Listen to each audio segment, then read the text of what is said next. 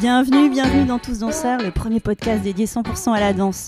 Merci de partager ce moment avec nous. Moi, c'est Dorothée. J'aime saupoudrer ma vie de soleil et je porte en moi la passion de la danse depuis l'enfance. Tous Danseurs, c'est une conversation avec un acteur de la danse d'aujourd'hui et de demain. On y parle de toutes les danses. Un temps suspendu pour découvrir des parcours insolites de femmes et d'hommes qui vivent passionnément danse, des artisans du mouvement. Danseurs et athlètes, costumiers, chorégraphes, metteurs en scène, musiciens, chercheurs, des créateurs et ouvriers de la danse. Dans l'ombre ou la lumière, ils sont tous en mouvement, tous artistes, tous danseurs. Le podcast est disponible sur de nombreuses plateformes, alors abonnez-vous pour ne pas manquer de nouvelles rencontres autour de la danse. Et surtout, n'oubliez pas de laisser un mot doux ou une note 5 étoiles sur iTunes ou Apple Podcast.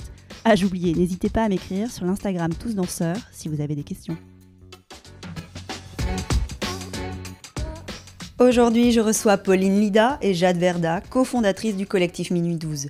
Elles ont choisi le corps, le mouvement, pour parler du climat et de justice sociale. Leur collectif, créé en 2021, avec Justine Sen, se veut un espace hybride, un laboratoire qui mêle création, recherche et activisme. Et ainsi, par la pratique artistique et la force du rassemblement, elles créent de nouvelles images dansées, percutantes et militantes. On les écoute avec joie. Bonjour Jade, bonjour Pauline, merci d'être là. Oui, bonjour. Bonjour. Donc Jade, Pauline, cofondatrice de Minuit 12, diplômée aussi d'études en sciences sociales. Vous avez choisi la danse comme espace de création et pour être aussi activiste de la danse. C'est ça, on a cofondé le collectif Minuit 12 en 2021, donc ça fait 3 ans maintenant, avec Justine Sen, Pauline et moi-même, Jade. Et en fait, l'idée, c'était de créer à la fois une compagnie de danse professionnelle dont les créations traitent des enjeux écologiques, du climat, de la biodiversité, mais aussi un espace de création qui va au-delà des frontières et qui fait de l'activisme, qui va danser dans la rue, qui fait danser des amateurs. Donc on navigue entre ces deux identités hybrides. Et là, vous êtes à temps plein depuis cette année sur cette association. Ça va vite, oui. C'est chouette. Je pense que même nous, ça nous a un peu pris de court parce qu'à la base, on s'était réunis pour un spectacle, notre tout premier spectacle qui s'appelle Écume. Et c'était vraiment un projet qu'on avait envie de faire ensemble avec également une autre danseuse qui s'appelle Inès, qui est aussi compositrice. Son nom de beatmaker, c'est Arabic Flavor Music et elle compose tous les sons du collectif. Et on est parti de un projet et maintenant, on se retrouve quelques années après à faire ça de notre quotidien et beaucoup d'autres projets et pas que des spectacles. Donc, c'est extrêmement surprenant pour nous aussi, mais c'est passionnant. Sachant que vous êtes jeune diplômée, donc vous êtes toute jeune aussi, en tant que chorégraphe, créatrice et activiste. Donc il y a aussi ça derrière, il y a peu de background encore, et pourtant vous portez des choses assez conséquentes. C'est ça, en fait ce qui nous porte, c'est vraiment l'idée de faire des projets hybrides, de mélanger à la fois des pratiques artistiques. C'est pour ça qu'on a choisi le nom de collectif et pas de compagnie. C'est cette idée d'aller au-delà de la danse, mais de faire des créations très larges. On a une compositrice, on est aussi photographe, Justine est aussi chanteuse, elle fait de la comédie musicale. Toi, t'es plasticienne ? Oui, c'est ça, donc c'est assez pléthorique comme mode de création. On essaye de ne pas mettre de frontières. Ce qui nous intéresse, c'est le corps, la matière et ce lien avec les humains, les non-humains, la nature. Alors, si on en vient à la genèse, là, pourquoi la danse ? Pourquoi avoir choisi la danse comme espace pour être au monde ? Je pense tout simplement la danse parce que on est toutes danseuses et on a toutes atterri par des chemins très variés pour le coup, pas du tout les mêmes dans la danse. Moi, j'ai commencé la danse classique à 5 ans. Jade a une formation de gymnaste à l'origine. Acrobate, j'ai lu. Oui, acrobate aussi. Justine, elle, est tombée dans le walking et en fait, on a toutes la danse dans notre ADN, c'est notre façon de s'exprimer et d'une certaine façon de lier d'autres arts aussi parce que moi-même je suis photographe, Justine comédienne, c'est vraiment un art qui permet de rassembler le théâtre, la création d'images, la vidéo, la photo et donc c'est vraiment je pense celui qui permettait de rassembler toutes nos passions et en même temps de pouvoir s'adresser à des publics qui sont tellement différents parce qu'on passe pas par les mots, chacun se fait sa propre histoire, sa propre interprétation et ça rend la danse extrêmement puissante. C'est ce qu'elle permet la danse, c'est de rassembler toute forme d'art.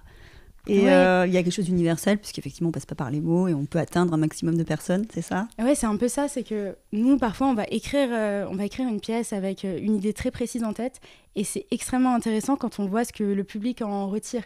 Parfois, c'est très proche de ce qu'on avait en tête, parfois, c'est un peu éloigné, mais en même temps, on se dit, on aurait dû penser à ça, parce que c'est très proche aussi. Et nous, au début, on dansait parce que on se sent bien, c'est quelque chose. Moi, je me souviens du Covid, la période où on ne pouvait pas danser, je me sentais enfermée, extrêmement contrainte. Et la danse nous fait du bien au quotidien. Et les premières fois où on a fait des représentations de choses qu'on avait créées, écrites nous-mêmes devant des publics, et qu'on a vu les émotions que ça pouvait créer, c'était un booster d'énergie énorme, parce qu'on se rend compte qu'on peut transmettre quelque chose. Et même au-delà de ce que nous, on veut montrer aux autres, on s'est mis à danser parce qu'on aimait danser ensemble. On s'est rencontrés dans une compagnie de danse et ce qui était fou, c'est que personne venait des mêmes univers. Donc on se retrouve dans une salle de danse avec une danseuse de locking, une de walking, une plutôt de classique, de contemporain. Il faut trouver les points de rencontre entre tout ça. Et donc forcément, créativement, c'est passionnant. Et c'est pour ça aussi que le collectif s'est monté, c'est parce qu'on adorait danser ensemble, chercher ensemble, trouver les points de rencontre. Et après montrer du coup ce qu'on avait fait, mais c'est dans notre ADN, on va dire, cette hybridation des pratiques. Et sans frontières de genre artistique, c'est ce que je comprends C'est aussi, ça. que ce soit dans la danse ou aussi dans toutes les formes artistiques qu'on peut rassembler, c'est ça? Il y a C'est cette ça. idée-là aussi? C'est une curiosité, je pense, à aller rencontrer plein d'autres artistes, plein de compositeurs, de scénographes, et d'essayer de voir comment raconter ce qu'on a envie de dire. Et est-ce qu'on peut tout raconter par la danse? Je sais pas s'il y a des sujets qu'on ne peut pas raconter. On devrait peut-être essayer de tourner ça comme ça, parce que nous, à chaque fois qu'on s'attaque à quelque chose, on se dit, ok, comment est-ce que nous, on le ressent, comment est-ce qu'on le met en mouvement. On passe aussi beaucoup par l'écriture. Enfin, c'est même notre processus de création lui-même est nourri d'images, de vidéos, beaucoup de mots, et la mise en mouvement s'insère en fait à l'intérieur de tout ça.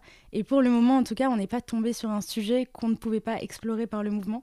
Et après, la question, c'est se dire, est-ce qu'il y a des sujets interdits à traiter en danse? Et pour le coup, quand on a commencé à mêler danse et activisme, on a été très vite très sollicité parce qu'il n'y a pas beaucoup d'autres personnes qui le font, et aussi parce que l'art vivant et la danse étaient assez absentes de ces mouvements activistes. Et donc c'était aussi un peu cette idée de s'emparer de sujets qui sont malmenés ou pointés du doigt et dire on peut vous les montrer autrement, on peut aussi ajouter un souffle activiste et un souffle artistique à cette lutte. Et c'est intéressant de peut-être en fait s'attaquer à des sujets qui peuvent pas sembler très sexy, très emballants, très inspirants, et en faire quelque chose d'organique et qui va venir chercher les spectateurs. Alors vous, vos sujets, c'est quand même le thème du climat, la biodiversité, le vivant en fait, sous toutes ses formes, c'est ça? C'est ça, et on choisit nos sujets en fonction de ce qui nous porte et ce qui nous traverse à un moment donné. L'année dernière, on a créé une chorégraphie qui s'appelle Les Cimes pour le musée d'Orsay, qui nous avait donné une carte blanche pendant une nuit blanche. Et donc on a travaillé sur cet imaginaire des forêts, et se dire c'est comment nous, c'est quoi notre rapport aux forêts et qu'est-ce qu'on veut pour les forêts. Est-ce qu'on veut représenter des humains qui sont protecteurs de la forêt, mais on n'aimait pas trop cette idée forcément de gardienne. Alors du coup on est allé chercher plein de références qu'on adorait, Nausicaa, tous les Miyazaki, George Sand, beaucoup de figures féminines en fait qui apparaissent à nous aussi dans ces moments-là, et de un peu créer des espèces de créatures hybrides, des petits êtres de la forêt qui sont à la fois des guerrières, et donc on a navigué comme ça au milieu de toutes nos références pour raconter aussi ce qu'on avait à dire. Et forcément, à chaque fois qu'on crée sur un sujet, donc que ce soit les forêts ou cette année on travaille énormément sur l'océan, on se dit mais qu'est-ce qu'on veut en dire? Et ça implique de se poser des questions fondamentalement philosophiques et de beaucoup interagir aussi avec les scientifiques et les activistes pour savoir quelle est la meilleure manière de parler de ces sujets. Toi tu disais, Pauline, qu'il y avait un trou dans la raquette. Il y avait peu de compagnies de danse qui avaient pris à bras-le-corps ces sujets-là. Comment tu l'expliques, toi? Je sais pas trop. Je sais que certaines pièces, parfois, vont aborder ces thématiques-là, mais c'est l'histoire d'une pièce. C'est un moment, on va voir une création qui va nous toucher, mais c'est un petit peu comme une sorte d'espoir un peu fugace. Et nous, c'était un peu l'idée de se dire que on aime de toute façon travailler sur les sujets qui nous parlent, et les sujets qui nous parlent et qui nous touchent sont des sujets qui touchent beaucoup au climat et à la justice sociale. Et je pense que c'est lié au fait que nos études ont peut-être gravité autour de ça, et on nous rabâche aussi beaucoup qu'on est la génération climat. Nous, on nous parle de ces problématiques-là depuis l'enfance. Et d'une certaine façon, on a l'impression qu'il y a une bonne façon de militer, qu'on imagine, on a un petit peu cette image des militants avec leurs pancartes dans la rue, et les manifestations, c'est important. Mais nous, on voulait montrer aussi par l'art et par la danse qu'il y a mille et une façons de militer, qu'on peut être touché par des sujets et avoir envie d'embarquer des personnes en dansant sur scène, dans son travail au quotidien. Et ça, c'est vraiment aussi des retours qu'on a eu de personnes qui nous ont dit que ça leur avait ouvert un peu leur champ des possibles, et se dire qu'il n'y a pas une seule façon de militer. Et ça, cette idée de réinventer le militantisme, c'est vraiment à l'intérieur de la compagnie depuis le début. Et il y a un grand événement qui s'appelle la Magma, qu'on a organisé pour 2 années consécutives. Et l'idée, c'est une sorte de grande manifestation dans Paris, mais à chaque stop, il y a une performance artistique différente. Donc il y a de la musique, il y a de la chanson, il y a des créations de textiles, des créations chorégraphiques. Et l'idée, c'est de réinventer un mouvement qui est coloré, puissant, et en même temps qui donne envie aux gens de rejoindre en se disant « c'est trop stylé, j'ai envie d'en être ». Et donc nous, c'est un peu ça, essayer de mêler tout ce qui est inspiration, création d'émotions qui parfois peuvent être fortes ou tristes, mais aussi une idée de joie et d'activisme joyeux, de se dire qu'on se projette dans un avenir qui peut être heureux si on rejoint cette force-là et ce changement. Et alors, vous avez réussi si quoi, par exemple avec Magma La résonance que vous... La résonance, ouais, c'est difficile à quantifier, mais on a réussi si beaucoup de monde est venu, et si des personnes sont venues nous voir en nous disant c'est la première fois que je milite, c'est la première fois que j'ai l'impression de trouver ma place aussi dans ce mouvement-là, donc de ramener des nouveaux publics, ça c'est, je pense, une réussite. Et aussi, on a réussi à créer des rencontres. Pendant la Magma, on devient aussi programmatrice, donc on va chercher des artistes qu'on adore, et leur demander de performer, de faire un spectacle, de faire un concert. Et en fait, à ces moments-là, on leur donne aussi de la place dans le mouvement écolo. Et en fait, ils vont après être contactés, ils vont reperformer, et ça participe à diversifier les esthétiques. Et ça, c'est génial. Enfin, il y a plein d'histoires d'amitié magnifiques, d'artistes qui s'engagent beaucoup plus, qui prennent beaucoup plus la parole, et après, ça s'intègre dans leur création. Donc nous, c'est ça, c'est une idée d'infusion. De distiller, c'est un militantisme par l'art qui permet de rassembler plus fortement, un militantisme plus doux qui peut résonner peut-être plus fortement. Oui, c'est tout à fait ça. Et puis même, en plus des rencontres, parfois, il y a des victoires qui peuvent être sur des plans beaucoup plus concrets. Donc par exemple, parce que toutes les rencontres, c'est important, mais ça peut sembler diffus pour certaines oreilles, alors que pour nous, c'est aussi des petites victoires. Mais il y en a d'autres, c'est par exemple la pièce dont parlait Jade, qui s'appelle Les Cimes. On est allé la danser à nouveau dans la forêt. Et en fait, c'était une forêt, c'est toujours une forêt, c'est justement pour ça qu'on s'est battu, qui est dans les Landes, qui s'appelle la forêt de Jusan. Et l'idée, c'est se dire qu'on est tous d'accord pour célébrer des luttes anciennes quand on parle de George Sand et des artistes qui ont protégé la forêt de Fontainebleau. Mais de nos jours, en ce moment, il y a aussi des combats pour lesquels il faut se rassembler. Et là, c'est une forêt qui allait être détruite. Et il y a un collectif qui s'appelle Jusan Vivant qui se battait depuis 1 an pour faire en sorte qu'on protège cette forêt et qu'elle ne soit pas détruite. Et on a rejoint leur lutte et leur mouvement. Et l'idée, c'était de faire un grand événement pour les 1 an de la lutte. Nous, on est venus avec nos danseuses danser dans la forêt et en faire un grand événement où on rassemble médias, politiques, publics, activistes.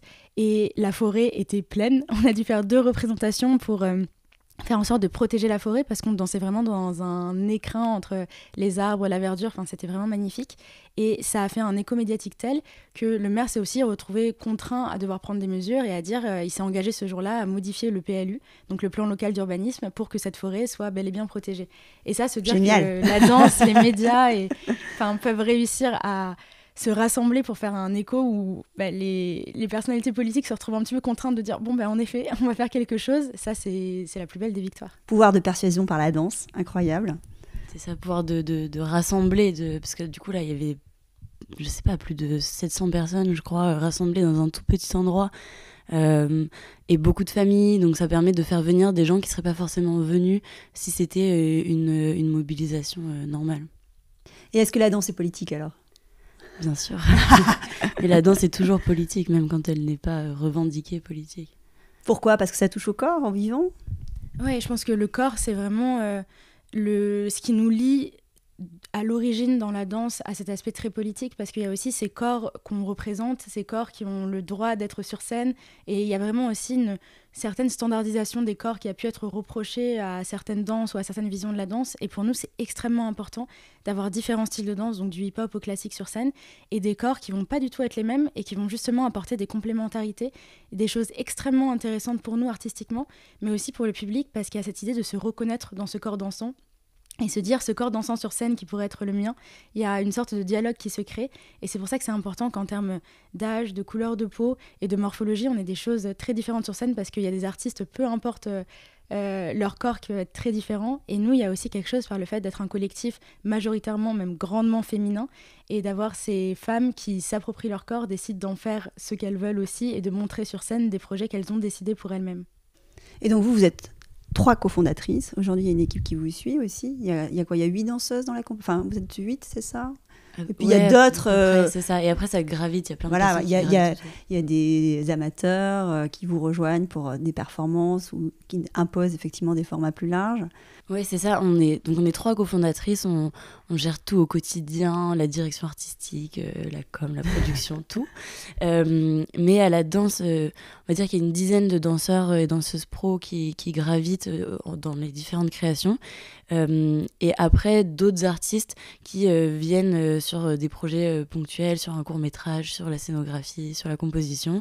Et de manière plus large, un peu comme une communauté, on va dire, de gens qui viennent performer, des amateurs, viennent performer pour les performances participatives qu'on fait dans la rue, dans la forêt, dans la nature. Et là, à chaque fois qu'on publie un appel, on a plus de 200 personnes en 2 jours. Donc, je sais pas exactement combien on est, mais beaucoup. Et comment vous choisissez ? Qu'est-ce qui est important pour vous ? C'est un petit peu les critères dont on parlait la dernière fois, c'est qu'il y a un peu ces enjeux de représentativité aussi, et puis il y a aussi les coups de cœur. Enfin, quand on reçoit des messages, c'est aussi bien des textes de personnes qui vont dire qu'ils ont trop envie de venir travailler avec nous quand on fait nos performances avec des danseurs amateurs et des danseurs professionnels, où là par exemple on a fait un court-métrage donc, en lien avec l'océan parce que c'est notre grande thématique de l'année, et on est parti avec une quinzaine de danseurs pros, et là c'était vraiment cette idée de trouver des personnes avec qui on avait beaucoup envie de danser et de travailler. Donc c'est un mélange de personnalité, d'engagement et pas que, parce qu'il y a énormément de personnes, on sait qu'elles sont pas du tout engagées, elles sont un petit peu intriguées et se dire qu'elles vont venir danser avec nous et peut-être que ça va faire un peu germer cette petite idée qu'elles avaient au début. Donc on marche beaucoup au coup de cœur, je crois. Ça va éveiller des enthousiasmes. Mais par exemple, Tiané, qui est maintenant dans la compagnie, qui est une danseuse d'électro, on l'a rencontrée parce qu'elle est venue danser avec nous devant le siège de Total à 8h du matin un jeudi pour une mobilisation, et elle était à fond parce qu'elle voulait s'engager contre le projet ICOP, et on l'a rencontrée, on l'a adorée, c'est une danseuse incroyable et maintenant elle danse dans une de nos pièces. Donc il y a effectivement ces actions activistes, il y a des thématiques que vous portez, on a parlé de biodiversité, d'engagement pour le climat, et chaque année en fait vous choisissez une thématique, ou ça c'est nouveau, la thématique de l'océan qui va guider toutes vos actions cette année. L'océan, ça revient pas mal parce que c'était aussi, avec l'eau plus généralement, la thématique de notre toute première pièce. Mais d'une certaine façon, ça s'est un petit peu imposé à nous, cette idée de thématique, parce que quand on a développé les CIM l'année dernière, c'est la thématique... Donc c'était la forêt. C'est ça, de la forêt. Et on a été recontactés par plein d'organismes différents pour venir parler de forêt. Donc ça a été notre année forêt. Et cette année, c'était vraiment aussi une volonté de notre part parce qu'on sait qu'il y a le sommet des Nations Unies, enfin une conférence qui est organisée au mois de juin. Et l'idée, c'était de travailler avec l'association Bloom, qui œuvre beaucoup pour l'océan, sa protection, et de pouvoir en fait faire un projet artistique qui puisse se répéter sous différentes formes tout au long de l'année. Donc ça a commencé avec une grande performance participative avec le Théâtre de la Ville et le Théâtre du Châtelet début octobre. Ça, c'était le 6 octobre. Exactement. Et là, on revient du tournage du court-métrage associé qui, là, s'est fait avec une quinzaine de danseurs qui étaient donc au Cap de Carteret, c'est la pointe du Cotentin en Normandie. Et à chaque fois, c'est toujours des lieux qui nous parlent et qui nous touchent pour une histoire particulière. Moi, c'est là d'où vient ma famille paternelle. Donc, mes grands-parents étaient sur le tournage. On était vraiment en famille. Et là, l'idée, ça va être ensuite de venir interviewer des scientifiques. Claire Nouvian aussi, qui participe au court-métrage, qui est la fondatrice de Bloom. Et de pouvoir en faire un objet vidéo qui va circuler, être partagé sur les réseaux sociaux et pourrait être en écho avec différentes performances qu'on va faire jusqu'à cette conférence des Nations Unies. Donc, c'est avoir une parole qui se...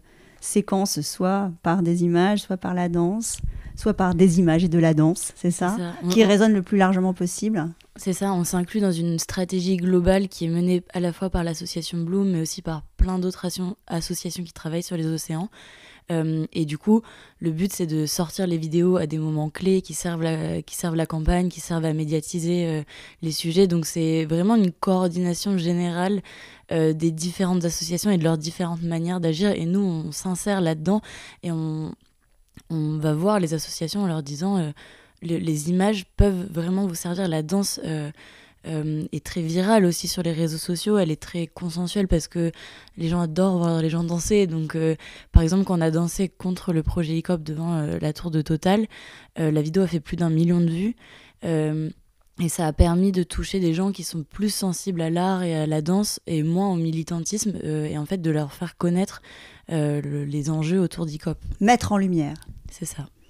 Mais vous êtes quand même aussi et avant tout un espace de création.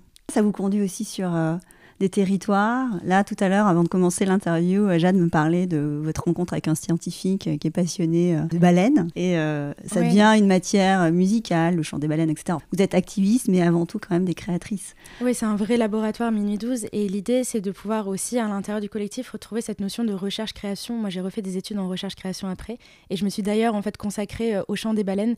Et j'ai fait plein de projets artistiques en lien avec ça. Et l'idée, c'est de pouvoir se dire qu'on parle parfois... on parle de thématiques scientifiques ou de thématiques qui peuvent être assez arides. Et nous, en même temps, ça nous intéresse. Et donc, on fait beaucoup de recherches dessus. On parle de rapports, de choses qui peuvent sembler très éloignées de l'artistique. Et l'idée, c'est de les rapprocher et de se dire que pas tant que ça. Donc, c'est un vrai espace de laboratoire. Il y a beaucoup de lectures. Jade, elle, a refait des études en philosophie ensuite. Donc, c'est vraiment des choses qui se nourrissent beaucoup. Et donc, on passe beaucoup de temps dans des lectures et à chercher, à expérimenter. Et donc, ça passe par beaucoup d'objets. Donc, le travail de la pellicule... de l'argentique, de la vidéo, figer des instants et essayer de pouvoir après en tirer aussi des scénographies qui sont intéressantes et qui peuvent faire écho aux propos sur lesquels on travaille. Par exemple, pour parler scénographie, on a beaucoup travaillé avec des grands tissus un peu transparents, dans lesquels on peut jouer avec la lumière, et récemment avec des cordes aussi. Et en fait, on s'est intéressé à cette notion du lien, cette notion du tissage. Et dans des lectures qu'on a fait de Donna Haraway, par exemple, qui est une philosophe, il y avait cette idée de retisser les liens entre les vivants, retisser des histoires, raconter des histoires. Et donc on a travaillé à partir de cette matière du lien. Et par exemple, quand on a créé sur les récifs cette année, on s'est dit comment on va parler des océans, parler de la surpêche industrielle, parler des coraux. Et on est parti de grands filets donc qui matérialisaient un peu la pêche. Et en fait, on s'est dit comment on peut les transformer pour que ça devienne des coraux. Et Donna Haraway, dans ses livres, cite une expérience où... des personnes dans le monde entier ont tissé, ont fait au crochet, ont reconstitué la barrière de corail. Elles ont crocheté en plastique, avec du fil, vraiment dans plein de matières différentes. Et on s'inspire vraiment de toutes ces références pour nous raconter l'histoire qu'on veut raconter. Et donc, c'est de faire le lien aussi entre vos travaux de recherche et le corps. C'est quoi les bonnes surprises là, de ces avancées, de ces explorations? Honnêtement, ce qui est intéressant, c'est vraiment la force du collectif parce qu'on s'est toutes lancées dans des recherches individuelles et parfois, en travaillant seul, on trouve des choses intéressantes, mais parfois des points qu'on ne va pas creuser de la même manière que si on est tout ensemble. Donc, il y a un peu ce truc aussi qu'on va chercher aussi des choses chacune de notre côté, mais en se rassemblant, vu qu'on n'a pas le même cerveau, la même façon de voir les choses et aussi les mêmes spécialités artistiques, en fait, on va vraiment se nourrir les unes les autres. Donc là, par exemple, quand on travaillait sur Récif, il y a cette idée de se dire, on part du tissage, on part à chaque fois de cette idée de créer des images dansées. Et ensuite, on va faire un tour et il y a des idées différentes qui vont germer. Et par exemple, cette utilisation des sons de baleine, moi, quand j'ai travaillé sur les sons de baleine, il y a un scientifique qui s'appelle Olivier Adam, qui est vraiment la référence en la matière et j'ai beaucoup écrit sur lui. Et cette année, on a pu le rencontrer, donc j'étais vraiment une énorme fan. Et c'est impressionnant quand on discute avec des gens qui, eux, trouvent ça extrêmement pertinent ce qu'on fait aussi, alors que nous, c'est nos idoles de l'autre côté. Et donc, lui nous a envoyé toute une bande d'enregistrements de baleines. Ce que j'aurais bien aimé avoir l'année dernière quand je travaillais dessus, mais en fait parfois il suffit de rencontrer les gens parce que les scientifiques sont extrêmement friands de rencontres avec la danse parce que c'est aussi une façon de toucher d'autres publics et d'avoir des médiations et qui sont efficaces aussi. Et donc il m'a envoyé un énorme fichier rempli de sons de baleines et Inès, ça lui a fait un matériau qu'elle a utilisé pour créer le son et donc avec un son qui était nourri de ces chants-là, nous ça nous a donné d'autres images et une chorégraphie nouvelle qui ressort en fait de toutes ces portes différentes qui s'ouvrent. Super. Alors, si on doit faire un peu les grandes étapes du collectif Minuit 12 depuis sa création en 2021, les étapes les plus structurantes, on ne va pas tout détailler, mais juste un peu pour voir la progression de votre histoire On commence par quoi? Un petit peu de chronologie, ça va. Un petit peu de chronologie. Déjà, on s'est rencontrés bien avant 2021. On s'est rencontrés à 18 ans avec Pauline dans la compagnie de danse de Sciences Po. Et après, avec Justine qui a rejoint aussi pendant les études. Et du coup, on avait l'habitude de beaucoup danser ensemble. Et on s'est lancé en 2021 dans le projet Écume que Pauline avait écrit. À New York, c'est ça? Tu l'avais écrit aux États-Unis, non, c'est pas ça?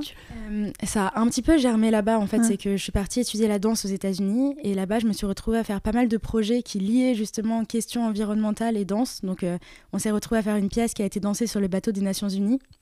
Et je me suis rendu compte pour la première fois que on pouvait en fait, plus que danser, parce que j'aime beaucoup être interprète, concevoir des projets soi-même, les écrire et faire en sorte que ça soit quelque chose de percutant et d'intéressant.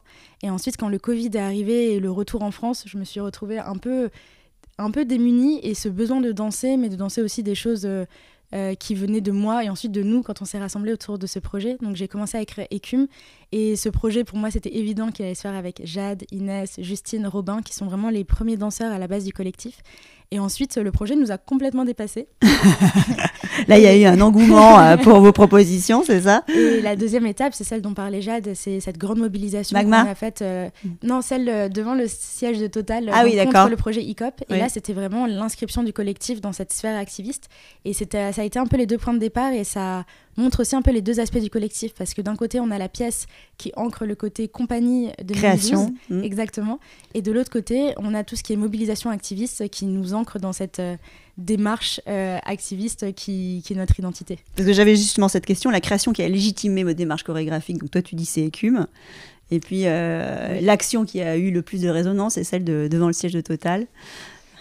Oui, peut-être. Et maintenant, peut-être les cimes aussi qu'on a dansé au musée d'Orsay et qui a aussi résonné dans la forêt de Jusan. Donc, on va dire que ça se construit. Et comme c'est vraiment un laboratoire d'expérimentation et que ça fait 3 ans, ce qui est peu 3 ans, donc on est vraiment, on se laisse guider un peu par nos idées, nos évolutions, ce qu'on a envie de faire. Donc, déjà, en 2021, on ne pouvait pas dire ce qu'on voulait faire. Enfin, quelles étaient les perspectives, on se laissait un peu porter par nos idées, et là encore aujourd'hui on sait ce qu'on veut faire dans l'année, mais on va voir, en fait on va voir un peu quelle direction on prend, comment on expérimente tout ça. C'est assez, j'ai l'impression que Mine 12 c'est aussi et surtout une histoire d'amitié et de création collective, d'émulation, et un peu de justement s'émanciper de ce qui peut être les frontières contraignantes des styles, des institutions culturelles, et voilà, de l'industrie de la danse aussi au sens large. Et au service d'un engagement très fort qui vous drive quand même dans toutes vos actions. Et vos actualités, alors là? Mais là, du coup, dans cette année océan, comme on l'a pas dans mal cette dit. année bleue. Là, on travaille beaucoup là-dessus parce qu'on vient de tourner la première partie du court-métrage et on va enchaîner bientôt sur la deuxième partie qui va être les interviews de scientifiques, d'activistes et le gros travail qui est tout ce qui est la post-production pour en faire un court-métrage qui, on l'espère, va sortir début 2025. Ça sera diffusé où? Sur tous les réseaux sociaux. Le but, c'est que ça soit un court-métrage vraiment accessible. On en fera sûrement une projection à Paris et en Normandie. Mais l'idée, c'est que ça soit un court-métrage qui soit accessible, vu par le plus grand nombre. Et ensuite, on va travailler sur tout ce qui va être les performances de l'année pour ancrer ce projet et pouvoir en faire parfois des performances très larges avec énormément d'amateurs où on va peut-être être sans interprète à investir un endroit, et parfois des représentations plus petites, plus restreintes en nombre, avec que les danseurs professionnels du court-métrage qui sont autour d'une 15aine. Et quand vous rassemblez comme ça des amateurs autour de vous, donc toi tu parles d'une centaine, ça se passe comment? On imagine effectivement une action dans un lieu, mais il faut le préparer, il faut répéter, il faut trouver un lieu qui peut accueillir aussi autant de personnes pour pouvoir répéter. Comment vous procédez? C'est une très grande logistique. On publie un appel, les gens s'inscrivent sur les réseaux sociaux. En général, on sélectionne pour diversifier les corps, les âges, les genres, mais aussi pour diversifier en fonction de ceux qui s'inscrivent le plus vite en fait. Et après, on organise des répétitions par groupe. Donc imaginons qu'on a un groupe de 120 personnes. On va faire 3 ou 4 répétitions de 3 à 4 heures à chaque fois, où ils apprennent la chorégraphie. Et après, juste avant l'événement, donc imaginons qu'on danse le dimanche à 15h, et le dimanche à 10h, on fait une répétition générale sur site, in situ, et on donne plein de codes physiques aussi pour s'entendre. On a une grosse enceinte, un micro, et voilà, on fait les comptes comme ça. Et on arrive à... le but, c'est de créer des images qui soient fortes collectivement. Donc, il y a vraiment tous les niveaux de danse. Il y a des débutants aussi. Et avec des comptes très bien cadrés et des indicateurs où on peut toujours se repérer dans la chorégraphie. Si, par exemple, on est perdu, on arrive à faire des résultats qui soient synchro, qui fonctionnent avec des images fortes. Alors, sans avoir de plan à 10 ans, ça j'ai bien compris que c'était pas écrit, il y a quand même un rêve qui est porté par le trio fondateur là, pour Minuit 12 ou... Je pense qu'il y a un peu deux rêves. Un qu'on imagine dans un futur un peu proche et un dans un futur un peu plus lointain. Celui dans un futur proche, c'est qu'on travaille sur une nouvelle pièce qui s'appelle Embrace the Pace. Et l'idée, c'est de suivre en fait un crew, une sorte de girls band, mais d'activistes, et qui rassemble des danseuses donc électro, hip-hop, contempo. Et on travaille vraiment sur le développement de cette pièce. Et le but, c'est de se dire que c'est important de parler des thématiques climat ou justice sociale, mais c'est important aussi que ces thématiques rentrent dans les lieux de création et les lieux de diffusion classiques. Donc là, on travaille vraiment sur le développement de cette pièce et l'idée, c'est de pouvoir la danser et la programmer dans des lieux culturels qui nous plaisent et dans lesquels on verrait bien cette pièce. Donc là, c'est notre gros chantier actuel, mais ça prend du temps de développer une pièce. Donc ça, c'est, on va dire, le rêve dans un futur proche. Et dans un futur plus lointain, on en parle souvent entre nous, mais on adorerait avoir un lieu Minuit 12 à nous, on puisse avoir tout ce mélange artistique, cette hybridation dont parlait Jade, pour avoir aussi une programmation qui nous ressemble, parce qu'on adore aussi mettre en lien d'autres artistes, pouvoir diffuser d'autres artistes. Donc on se dit dans un futur beaucoup plus lointain, ça, on aimerait beaucoup avoir notre lieu à nous. Ouais, c'est un peu le rêve fou où le parquet de danse peut produire de l'énergie avec les pas de danse. Donc voilà, on a plein d'idées sur ça. Un lieu autonome ? Ouais, un lieu autonome. D'un point de vue ressources ? C'est ça, et qui rassemble aussi, qu'il n'y ait pas de frontière vraiment entre les artistes, l'artisanat, les questions de l'isolation de la charpente, qu'on construise et tout ça. Mais bon, ça c'est un peu un rêve lointain, mais peut-être un jour on verra. Et aussi pour les projets de l'année, on a un gros projet avec un collectif de plasticiennes, stylistes qui s'appelle Pangea. Et le projet s'appelle Home is on Fire. On a fait un court-métrage un peu fou où on a 7 danseuses magnifiques au milieu des salins en Camargue, donc c'est tout blanc, et avec des grandes coiffes en paille qui prennent feu, de la danse. La musique qui est faite que par des taiko, donc c'est des tambours japonais. Donc c'est une rythmique très particulière. C'est passionnant aussi en danse de travailler sur ces rythmiques-là. Et donc on a fait un court-métrage qui va bientôt sortir. Et l'objectif, c'est de après danser cette création en live comme un spectacle. Donc on travaille aussi sur le développement la diffusion de cette création en feu. Et comment vous construisez ces ailleurs créatifs ? Parce que là, j'entends le bruit du tambour, le chant des baleines. Il y a quand même des envies d'aller à des endroits pas forcément attendus. Oui, mais encore une fois, je pense que c'est un peu... Dans le dialogue de vous trois je pense que c'est nos dialogues entre nous, et puis en fait cette volonté de ramener aussi des ailleurs sur scène. Enfin, je me souviens quand il y a quelques années, je m'étais retrouvée à travailler dans le cinéma, et ils avaient mis expérience dans le cinéma obligatoire, et je leur avais dit, alors j'en ai pas, mais je danse, et pour moi c'est un peu la même chose, et résultat je m'étais retrouvée à travailler là-bas. Et il y a un peu cette idée-là, en fait, je trouve dans la danse, c'est que ça permet de rassembler tellement de choses, parce qu'on peut concevoir des mondes sur scène, et je pense qu'on doit être aussi un peu 3 grandes rêveuses, et c'est peut-être pour ça qu'on est devenues amies aussi, parce qu'à chaque fois quand l'une part dans un délire, l'autre la suit aussi. Et sur scène, il y a cette capacité de pouvoir recréer des mondes. On part des chants de baleines, on part des mouvements que ça nous inspire, on se crée un univers, on a même l'impression que le sol flotte avec nous. Et c'est vraiment cette force, je pense, de pouvoir se catapulter dans d'autres mondes. Et quand on est à 3, c'est toujours plus sympa. C'est beau, c'est concevoir des mondes, j'adore. Et alors, ça vous amène à travailler avec d'autres, à faire des rencontres, on l'a bien compris, des rencontres artistiques, des rencontres avec des scientifiques. Aujourd'hui, on se parle, c'est surtout grâce à Aurélie Cellier de What Dance Can Do. Pareil, vous collaborez avec d'autres associations à impact. On peut peut-être glisser quelques mots sur ce que vous faites avec What Dance Can Do. C'est ça, What Dance Can Do, c'est une association qui fait beaucoup de danse pour les enfants, dans les hôpitaux, dans les écoles. Et Aurélia, qui a fondé What Dance Can Do, nous a contactés en nous disant, voilà, j'aimerais monter un atelier, un cycle de danse dans une école d'éducation prioritaire et autour de la biodiversité. Donc on a construit tout un programme, des ateliers, et on a fait ça l'année dernière avec une classe de CM1 et une classe de CM2, et c'était trop bien. Enfin, on a adoré, les enfants ont inventé des mots. Ils nous ont dit qu'ils avaient adoré faire de la danse écologique, donc nous on la qualifiait même pas comme ça. Et le but c'était aussi de leur permettre en plein milieu d'une ville, en plein Paris, en plein 19e arrondissement, où il y a plein de voitures, comment ramener de la nature à cet endroit-là, comment permettre aux enfants de connaître un petit peu la montagne, connaître un petit peu la forêt, les océans. Et donc la danse, c'est aussi ludique. On a beaucoup joué, on a beaucoup regardé les animaux, on a beaucoup mobilisé de vocabulaire, de connaissances, parce que le but, c'est que par leur corps, ils aient une mémoire kinesthésique aussi de tous ces éléments-là et de le coupler avec un apprentissage moteur, de la danse et de l'activité physique. Et de réintroduire la nécessité du vivant. Oui, c'est ça. Et puis, comme disait Jade, quand on passe par le corps et quand on passe par le mouvement, on ressent aussi les choses différemment et on s'en souvient différemment parce que les émotions se mêlent et on se souvient aussi que ce mouvement, je l'avais associé à telle chose. Et c'était marrant parce qu'au début, on avait des garçons en CM2 qui étaient là, non, moi je danse pas, je suis pas intéressée. Et vraiment, ils sont tombés dedans, surtout quand on est passé dans la phase un peu chorégraphique où ils pouvaient aussi décider de leur propre mouvement et ils se sont rendus compte de toutes les possibilités. Et le dernier jour, ils étaient là, Pauline, Jade, vous viendrez nous voir au collège. Et ça, en vrai, c'est aussi une belle victoire.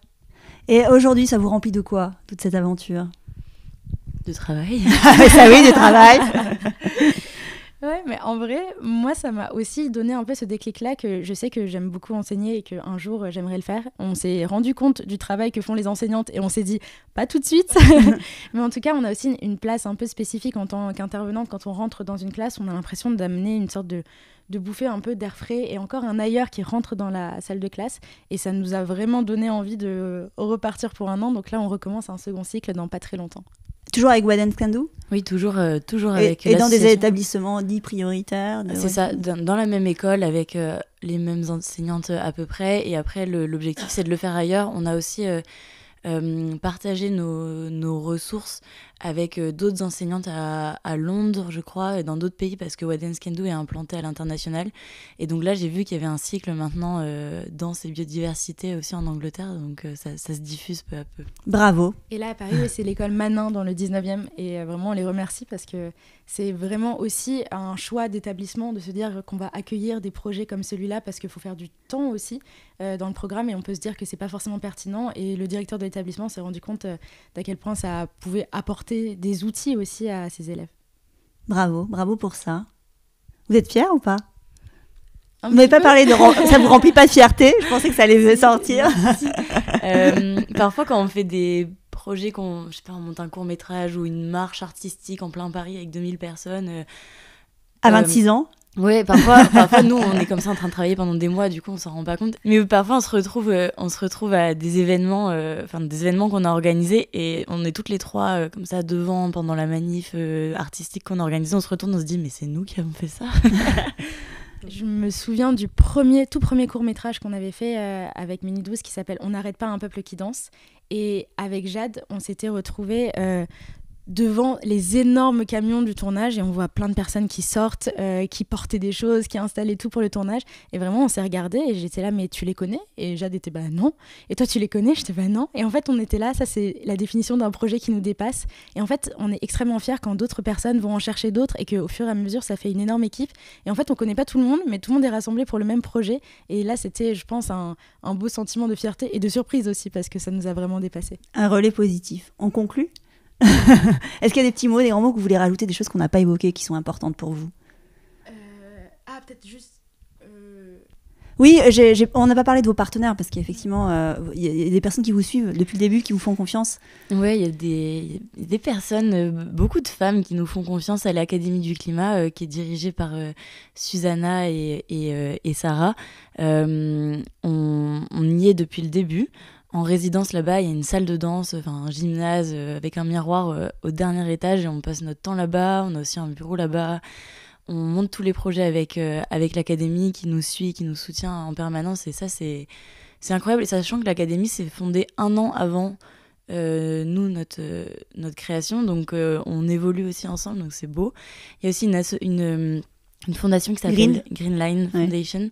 qui est une association qui travaille beaucoup sur les forêts, mais aussi sur la mobilisation des artistes pour les sujets liés à la forêt, donc qui travaille avec nous sur la magma, c'est elle qui a permis qu'on aille dans la forêt de Jusan dans le Pays Basque, donc voilà, on va dire nos soutiens premiers, et après plein de gens qui viennent sur des projets ponctuels nous aider, nous soutenir, ça va, on est bien entourés. Et un enjeu très important pour vous? Peut-être un enjeu qu'on voit ressortir au fur et à mesure de nos projets, c'est que c'est important, je pense, que tous les lieux artistiques et culturels laissent de la place pour des projets menés par des jeunes et chorégraphiés. Là, on sait qu'on est une équipe de femmes et que ça peut un peu détonner des femmes jeunes qui sont chorégraphes à cet âge-là et qui conçoivent des projets. Et donc, par exemple, le musée d'Orsay nous a ouvert grand les portes. On travaille aussi avec le théâtre de la ville, le théâtre du Châtelet, et c'est extrêmement important pour nous que des lieux culturels fassent confiance à des compagnies qui sont moins installées, plus jeunes, mais qui parfois ont des idées aussi plus jeunes et plus folles. Donc ça, pour nous, c'est un élan qu'il faut continuer à soutenir. Un livre pour éveiller les consciences ou un artiste, quelque chose, un livre de chevet sur lequel vous revenez. J'avais pas dire Donna. Non, parce que moi, je lis la philo, mais je pense que les gens vont s'endormir dessus. Quelque chose d'accessible, effectivement, peut-être qui pourrait être lu par un grand nombre. Ou vu, ça peut être un film, ça peut être... c'est pas facile, il y a tellement de choses que vous rassemblez, c'est ça. Comme livre sur les baleines que t'as lu, que t'as aimé, en fait, il y a aussi des beaux livres avec des super belles... Moi aussi, j'ai lu Sarano sur, je crois que c'est Moby Dick, c'est sur les cachalots, et c'est un livre magnifique où il parle de sa relation avec les cachalots. Lui, c'est un biologiste qui est passionnant, qui est très accessible dans sa manière de parler, et le livre est fou dans toute l'histoire sur les cachalots, et surtout il finit sur, je pense que c'est le plus beau plaidoyer pour l'écologie que j'ai lu, de 20 pages à la fin sur le livre. Après, je pense que c'est un biais aussi parce que je l'ai lu, j'étais sur un bateau et que 10 minutes après avoir fini le livre, il y avait un cachalot. Forcément, ça marche bien. Qui est apparu. Mais non, il est très fort, et même en interview, en conférence, il transmet sa passion, donc je pense que Sarano, c'est pas mal. Bah c'est bien, super, on finit sur ça. Merci à toutes les deux, merci Jade, merci Pauline, un grand merci. Merci à toi pour l'invitation. Merci beaucoup. Merci Minuit 12, salut. Voilà, clap de fin, à très vite pour refaire danser les mots ensemble le temps d'une conversation. Merci d'avoir passé ce moment avec nous, et n'oubliez pas, nous sommes tous danseurs. Le podcast est disponible sur de nombreuses plateformes, alors abonnez-vous pour ne pas manquer de nouvelles rencontres autour de la danse. Et surtout, n'oubliez pas de laisser un mot doux ou une note 5 étoiles sur iTunes ou Apple Podcasts. Ah, j'oubliais, n'hésitez pas à m'écrire sur l'Instagram Tous Danseurs si vous avez des questions.